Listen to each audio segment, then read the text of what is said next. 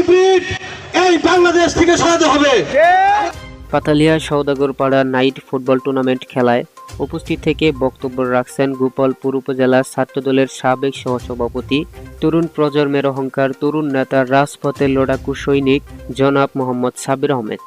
বিস্তারিত জানতে হলে ভিডিওটি লাইক, চ্যানেলটি সাবস্ক্রাইব করে শেষ পর্যন্ত দেখতে থাকুন। তিনি সংক্ষিপ্ত আকারে বলেন, প্রিয় ভাইয়েরা আমার, আজকে বাংলাদেশ স্বাধীন হয়েছে। 5 আগস্টে ছাত্রদের রক্তের বিনিময়ে, জীবনের বিনিময়ে এই বাংলাদেশ স্বাধীন পেয়েছে। সেই স্বাধীন বাংলাদেশ আবারও আমরা প্রমাণ করে দিয়েছি।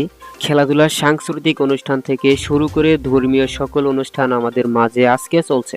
সেই ধারাবাহিকতায় আজকে এই সওদাগরপাড়ায় সুন্দর একটি মিনি টুর্নামেন্ট খেলার আয়োজন করা হয়েছে। আজকে বাংলাদেশ স্বাধীন হয়েছে 5 আগস্টে ছাত্রদের রক্তের বিনিময়ে, জীবনের বিনিময়ে বাংলাদেশ স্বাধীনতা পেয়েছে। সেই স্বাধীন বাংলাদেশে আবার আপনারা প্রমাণ করে দিয়েছেন। খেলাধুলা, সাংস্কৃতিক অনুষ্ঠান থেকে শুরু করে ধর্মীয় সকল অনুষ্ঠানে আমাদের মাঝে আজকে চলছে।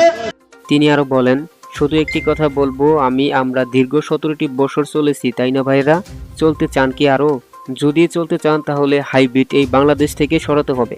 আমাদের মাঝে যেন কোনো হাইব্রিড না থাকে, সেদিকে লক্ষ্য রাখতে হবে। আন্দোলন সংগ্রামে যারা সার্বিক সহযোগিতা করেছি, দীর্ঘ 17টি বছর হামলা মামলার মধ্য দিয়ে যারা আমরা নির্যাতিত, নিপীড়িত, রাত্রি জেগেছি, সেই সমস্ত ভাইরা এই আন্দোলনে উল্লাসের ভিতরে থাকবে। এই আশাবাদ ব্যক্ত করে আজকের শুভ ফাইনাল শুরু হবে। এই কথা বলে আমি আমার বক্তব্য শেষ করছি। আন্দোলন সংগ্রামে যারা যারা সার্বিক সহযোগিতা করেছে, দীর্ঘ 17টি বছর হামলা মামলার মধ্য দিয়ে যারা নির্যাতন, নিপীড়ন হয়েছে, রাত্রি জেগেছে, সেই সমস্ত ভাইরাই এই আন্দোলন উল্লাসের ভিতরে থাকবে।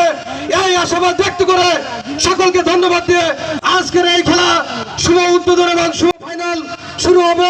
এই কথা বলে আমার বক্তব্য শেষ করছি। বাংলাদেশ জিন্দাবাদ, সুলতান সালাউদ্দিন টুকু জিন্দাবাদ, এক টুকুর আব্দুল সালাম পিন্টু জিন্দাবাদ। সকলকে ধন্যবাদ। আসসালামু আলাইকুম।